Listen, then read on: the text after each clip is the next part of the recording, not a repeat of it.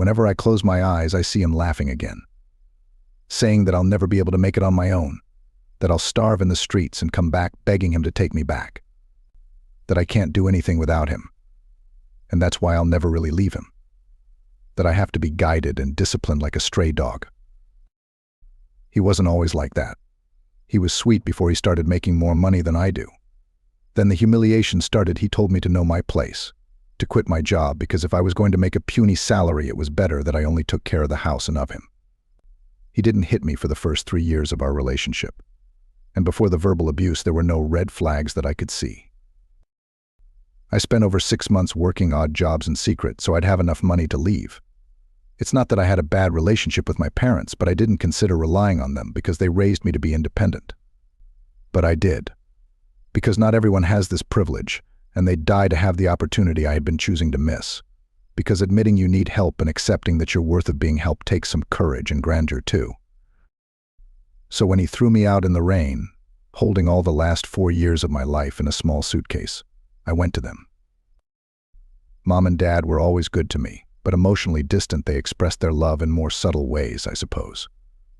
Still, they hugged me tightly for a long moment. Then Mom prepared my favorite comfort food, and after I ate it, Dad grabbed some blankets and put me to sleep in the couch, as he kept watch the whole night, sitting on the armchair beside me with his gun next to him. None of it really matters now, but that's the story of how a 25-year-old freelance writer ended up affording to buy a small and old but otherwise really nice farmhouse. I always fancied living alone in the countryside, somewhere peaceful but not too remote, where I could have my own chickens and work in silence but still see my next-door neighbor in the distance, and only need to drive 5 minutes to my local farmer's market. My parents helped me finance this marvelous place. The floorboards creaked in some places, and all doors needed a good oiling, but the house was solid, with an old-time charm it was hard to find these days. And it even came with a cow. The house was 3 hours away from where I used to live with him, so I felt safer. I was ready to start again. Mom and Dad spent the whole day helping me move and make small repairs. Didn't the ad say the house came with 50 chickens? There's only 42. My mom informed. I couldn't help but laugh. It was very like her to count chickens when there are more pressing things to do. They probably meant roughly 50, Dad replied. But 42 is roughly 40, not roughly 50. Or you just miscounted them, Mom. All chickens have pretty much the same face. When the night came, Dad got us some takeout for dinner in the nearby city. We ate between boxes and dusty furniture. "Will you two stay for the night?" I asked as we had our meal. The house had a master bedroom, a smaller bedroom that I planned on using as my home office, and a third one that needed a lot of work before someone could use it. They looked at each other, and I could almost see the engines working inside their brains. Staying meant they would have a horrible night of sleep, as both were severely allergic to dust, but maybe I'd feel more protected and at peace. Not staying meant having some decent rest to drive back the next day, and maybe I'd feel independent and strong, but maybe not. "I think we'll just go to an inn in the city," Mom finally replied. I nodded. I was ready to spend my first night alone. And I was about to find out that I wasn't alone. I don't even know why I went to the attic that night. I was exhausted, and all I needed was to take a good shower and go to bed early.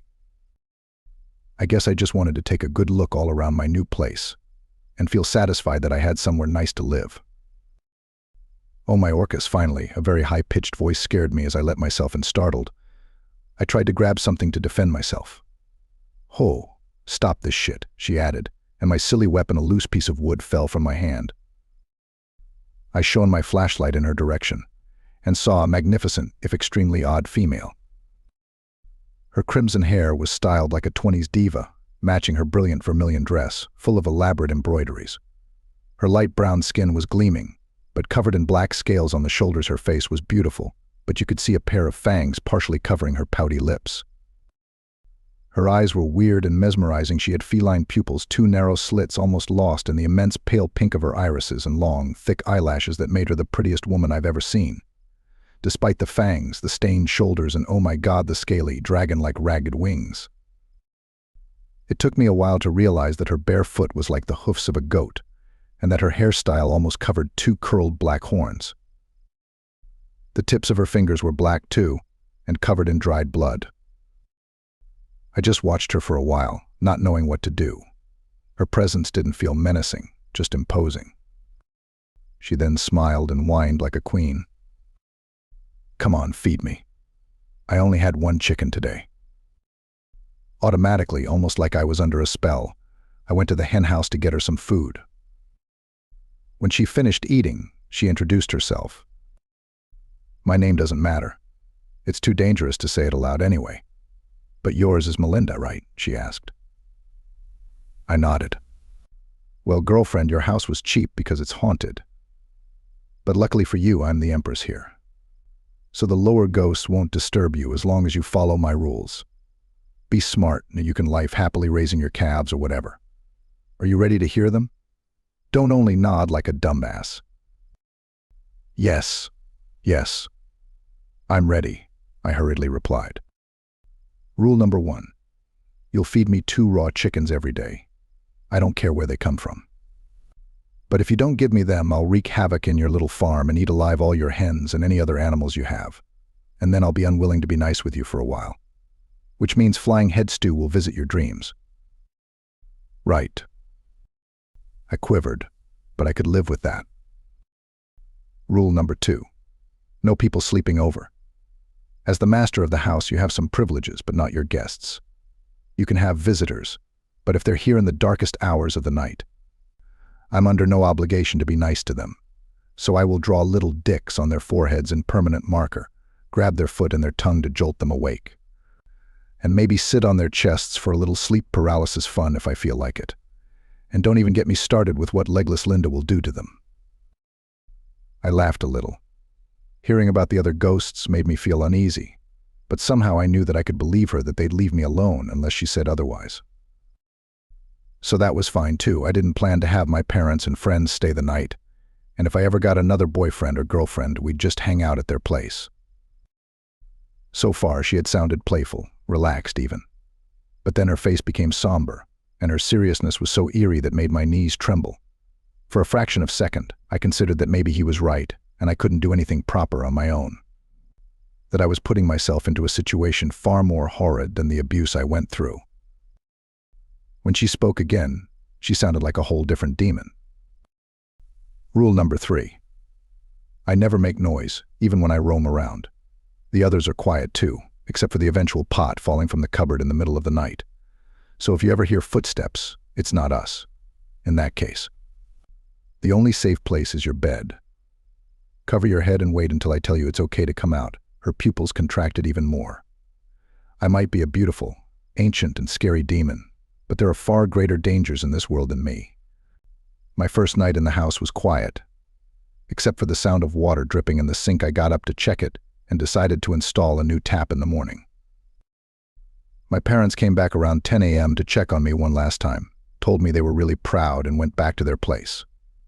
Mom remarked that now I only had 41 hens, and that I absolutely should ask for some of my money back. I then saw them off and headed to the nearby grocery store. It was almost time to feed my demon tenant, and I didn't want to kill another of my poor chickens. As I was checking out, the old cashier shop owner started a conversation. 2 whole raw chickens. You must be the kid who bought Lou's ranch. Speechless, I just agreed and nodded. Lou was the deceased father of the sellers, and they had been eager to get rid of his haunted property. Did this Lou tell this old man about her? No need to worry or explain yourself, lass. Everyone knows that place is strange. Do as you see fit to protect yourself, he winked. Also, if the raw chickens are back, I'll give you the same deal I had with Lou. It will be too expensive not to buy them in bulk, right? I hadn't considered that yet, but I immediately felt grateful for his thoughtfulness. Don't buy them from anyone else and you get a great price from me. You'll pay weekly for what you'd pay for 6 of them here, and I'll deliver them for you, frozen. Rest easy. Lou never had a problem with doing whatever he was doing with thawed chicken, he smiled. Mr. C, as he introduced himself, was a very fatherly type, with snow-white beard and gentle blue eyes always partially covered by a worn-down beret. He seemed to be truly worried about a young woman living alone. Having him check on me every 7 days didn't exactly make me feel safer, but it was nice to know that someone cared. He even brought me some cookies made by his wife every now and then. My only recurrent visitor made sure to never enter the house every Sunday morning. Mr. C honked his delivery truck's horn 3 times and waited until I opened the automatic gate, then parked, keeping a safe distance from the house, going exactly far enough to pet my goat Lilibeth. Then, when I went upstairs to feed her the dominical lunch, my fellow demon mocked Mr. C for his fear, then praised him a little for his wisdom. It's weird to say that, but I didn't think too much about Pandora since her real name was Forbidden. That's how I nicknamed her. She was a graceful housemate, except for her mealtimes, when she was always incredibly snarky. I was completely unbothered by her presence. I was even happy that she was there, but it was kind of in the back of my mind. Humans are infinitely adaptable. We can get used to virtually anything and don't give a second thought about it. For that reason, I can say that things went smoothly pretty much all the time. It was only after 2 months that I had the first incident involving Rule 3. I was washing the dishes from breakfast in the kitchen, feeling carefree, and even a little proud of myself. Earlier that day, I had managed to milk my cow Mary Bell for the very first time, and drinking it fresh was great. I was humming a song when I felt my left ear suddenly go cold before I could even think about it. A voice whispered on it. "Melinda, sorry to bother you, but the master tells you to go hide in your bed." This ghost sounded exaggeratedly goofy, like some Jim Carrey character. I started looking for a dishcloth to wash my hands.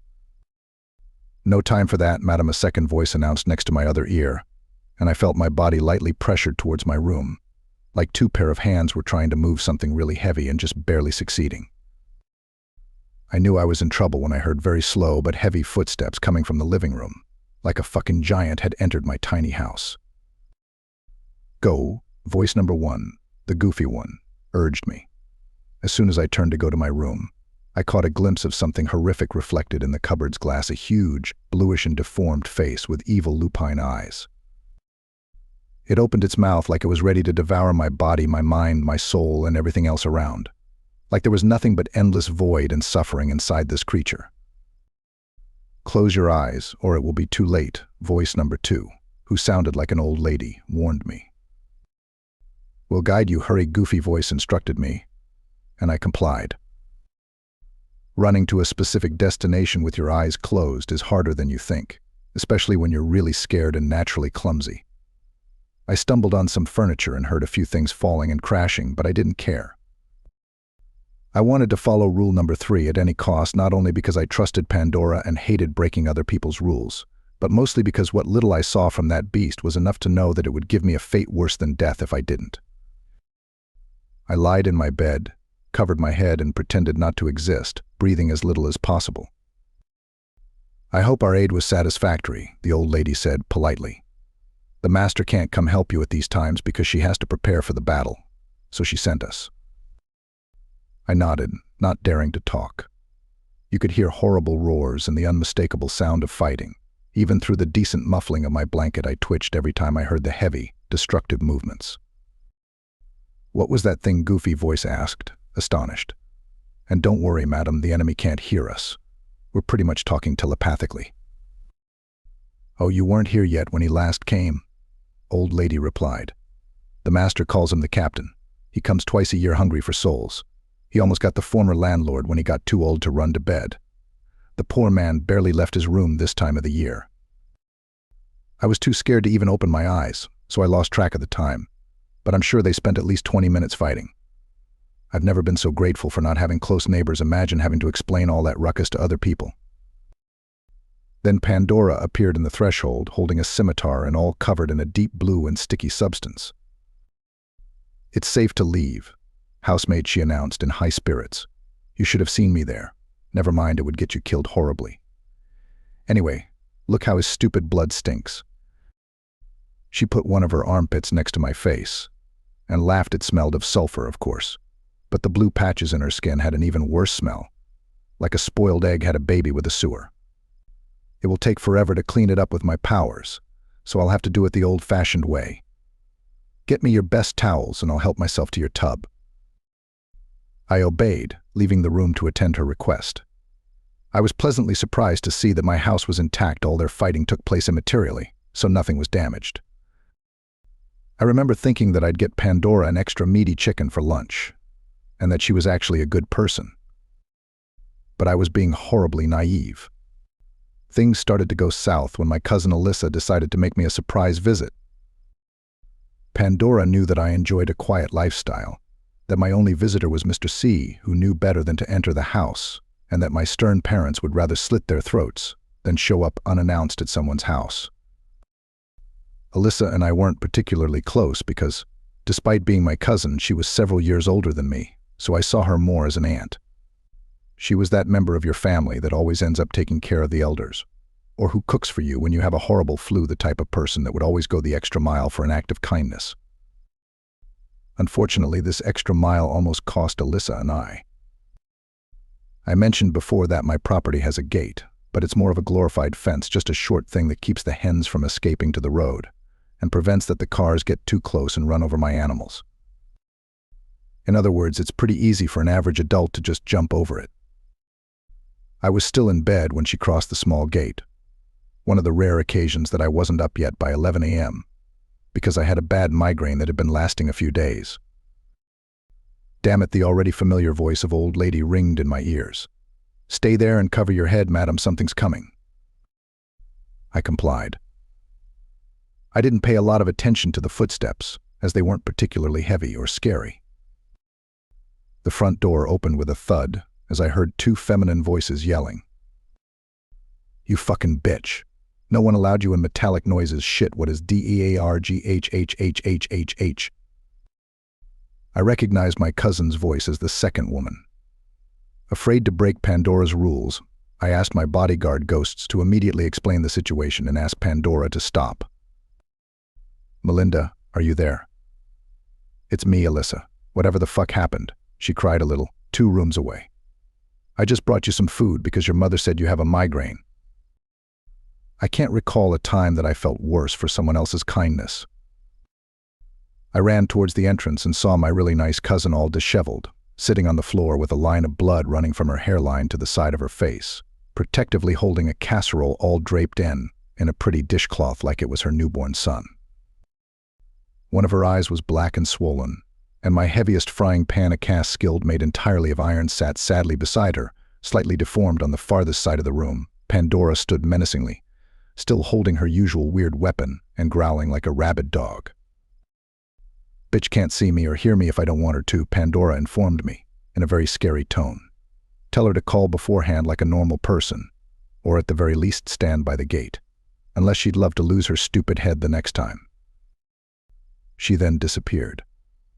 A part of me wanted to scream in frustration at Pandora, but well, horrible supernatural things roamed around the house. Given the situation, I won't say that she was wrong to attack anyone who entered our property uninvited, but she could at least show regret for hurting someone innocent and unsuspecting. Besides, it would be really hard to explain to Alyssa why I was yelling at the walls on the top of everything I had to deal with.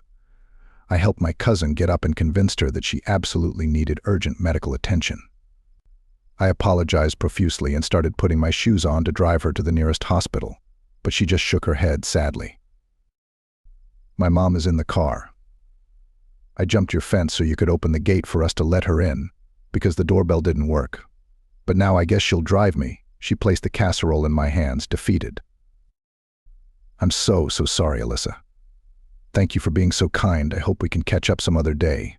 I awkwardly circled around her, trying to come up with some excuse as to why a 6-pound skillet went flying straight to her cranium the moment she entered my house. "It's okay, honey," she managed, but we both knew none of this was okay. I think some houses are just like that. They reject people. I'm glad you seem to be unhurt here." "Thank you, Alyssa. What can I do for you?" "You take care of yourself. I saw a suspicious truck taking some leaps near your farm," she replied. As soon as her words entered my brain and I realized all the horrible things that it could mean, I started to hyperventilate. Great, now I at the very best gave Alyssa a concussion and made her worry about me over something she told me. "Oh, it's not him," she quickly explained. "I saw the driver. It's a way younger guy. Like younger than you. It's probably nothing, but please just lock your doors and leave alone whatever force that's controlling your house." I nodded, feeling a little calmer. She squeezed my hand and started to leave. "And maybe get a priest to sprinkle some holy water around here." The world seemed to spin 10 times faster as Pandora screamed at the top of her lungs, "Come back here again, and I'll kill you, stupid bitch." And judging by how Alyssa twitched in fear and ran across my yard without looking back, I knew that this time my housemate meant to be heard. We were both sour when I went upstairs to feed Pandora her lunch an hour later because someone violated her rules, me because she was being unnecessarily mean and putting me in a hard situation. "Good afternoon, asshole," she gave me a callous greeting. "Just leave my next chickens on the kitchen table and I'll grab them myself. We won't be on talking terms for a while." My eyes filled up with tears, but I kept my dignity and didn't say anything. If someone enters your yard and you have a violent dog, it's your fault that the person got hurt, right? They had no business trespassing, but you can't blame the animal because it's just how its nature is. The stupid one was me for thinking of a demon as a friend, when she was more of an intelligent beast. It's funny how the human mind works. During daytime I kept busy, and even felt more joyful than not, but as soon as I lied in bed, I started having a bad panic attack. It happened for a few nights after my cousin's incident. I was at the same time worried about my family's reaction, frustrated at myself for treating a demon like I'd treat any girl around my age that lived with me, and scared about possibly being stalked. "It's okay, madam. Soon she'll act like nothing happened and be nice to you again." Old lady tried to comfort me. It was the first time one of the ghosts talked to me without being ordered to by Pandora. "Sheesh, you know you can't talk out of turn. The master can hear all our thoughts," goofy voice whispered, concerned. "It's fine, stupid head. She's not home." Although the friendly ghosts did their best to help me, my nights were restless, filled with cold sweat and waking up screaming. 5 nights after our fight, I was in the middle of a nightmare, sweating and whimpering. Like in most of my horrible dreams, I was being stalked and tortured by my ex. Then his face turned to a younger man I didn't know, but they never stopped hurting me. Suddenly I felt half-conscious, like a light state of sleep paralysis. There, housemate. Have better dreams now, will you?" Pandora spoke softly, as she patted my head like an older sister, lubberly but with nice intentions, and I felt her weight getting up from my mattress. Her gesture was incredibly sweet still. I couldn't help but notice that her hand smelled faintly of blood and rotting flesh. I almost couldn't believe I'd have the guts to confront her. But I did it next day. I needed to know if she was attacking more innocent people that didn't even break her rule. "Where were you last night?" I asked, as I entered the attic. "Being a little nice to my roomie," she replied, with a bright smile, exaggeratedly feigning innocence. "I didn't do anything weird to you, though. I wouldn't unless you asked me to." Was she mocking me, offering to be my friend with benefits to dodge my question? That sly devil. "I mean earlier. I heard you weren't home," I insisted. "That's silly. If I could leave this crappy shed, what the hell I'd be doing here? And even if I could, it's none of your fucking business, nerd." "Your hand smelled of blood," I remarked. I had learned to discern all her moods. 1. Being really mean. 2. Just playing around. And 3. Acting evasively out of uneasiness. It felt like the last option. "It always does," she winked. "And of corpse," I added. She then poked her forehead with her index finger so violently that I swear she created a bullet hole on it for a second. A silvery and ethereal substance in the shape of a tiny circle floated near her fingertip, and with a soft waving movement she threw it inside my temple. It felt cold and fluffy. "Take this and you'll see some memories of mine in your sleep. I hope you're happy for being a fucking brat." I looked forward to dreaming of her past, so I even went to bed earlier in my best pajamas. I didn't know what to expect, but I wanted to know more about her. Sexual violence, suicide. The dream was pretty clear and in first person. It started with me seeing myself in a mirror, large and with an elegant frame that was clearly very expensive. I saw Pandora's face, even prettier than now. She looked somewhat younger, and human, no horns or black patches or wings. and her eyes sparkled with joy, something I never saw before. I admired my reflection, approving my outfit that consisted of tasteful fishnets, gorgeous hand-embroidered lingerie, and a silky corset. I then took a little time examining my exaggerated but beautiful makeup, my perfectly done hair and fantastic high heels. I felt confident, with legs for days and a gracious catwalk. An effeminate man, in a top hat, hurried me to the stage. So Pandora was once human, and a showbiz diva. She was an incredibly talented performer, not only singing and dancing impeccably but also brimming with alluring charisma. No one in the audience could take their eyes off of her. It was like the other dancers were just part of the furniture. They did everything right, but they could never shine as brightly as her. It's hard trying to explain how her body moved. Everything felt so natural, like it was born for nothing else, but this moment tried to picture a mix of Nicole Kidman in Moulin Rouge, Christina Aguilera in Burlesque, and Liza Minnelli in Cabaret, all at once. I saw flashes of myself as Pandora on the stage many times. But when the curtains went down, she was always a nervous wreck, chain smoking and isolating herself from the other girls. After I witnessed so many of her glorious moments, feeling thrilled and proud, we suffered together when her worst fears became true. Her grandfather and brother invaded the stage and took her from it by force, the only place where she belonged and never felt happy, and her beautiful eyes were never the same again.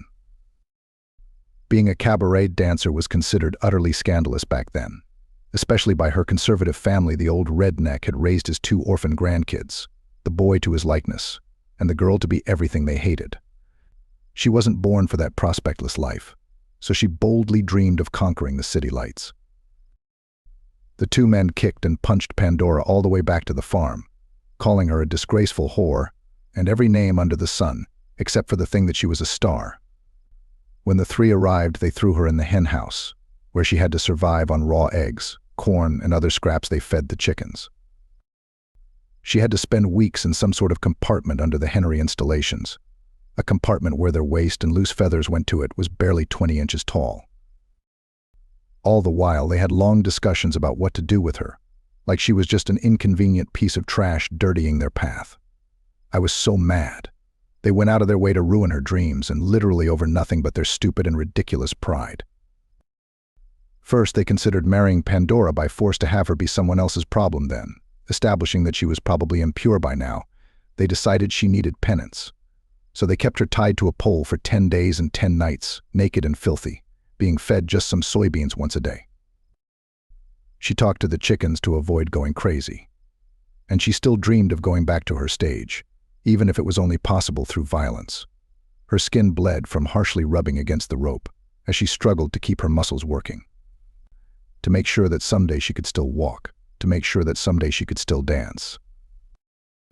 Nothing drove her but anger. That's how, malnourished and nearly dead as she was, as soon as she was released, Pandora went on a rampage and strangled her grandfather. His soft, age-worn skin easily gave in to her hatred like wet paper. He barely had time to scream hoarsely and horribly before his eyes bulged out and his body became still. Afraid to be incriminated, her brother buried the old man's corpse in the woods near the property. Maybe if he wasn't an addicted, he'd let her go. He'd pretend that she didn't exist. She'd then go back to the cabaret, take some pills with whiskey every night to put herself to sleep and momentarily forget all that she had gone through so far. She'd tremble all over when she wasn't dancing, but still do her best to keep her demons under control. But the worthless redneck couldn't keep a job, so he'd at least have money drink himself to death. "Since you went and became a slut, you might as well make some money for me," he said, as he physically, literally put her on a leash, afraid that she would murder him too.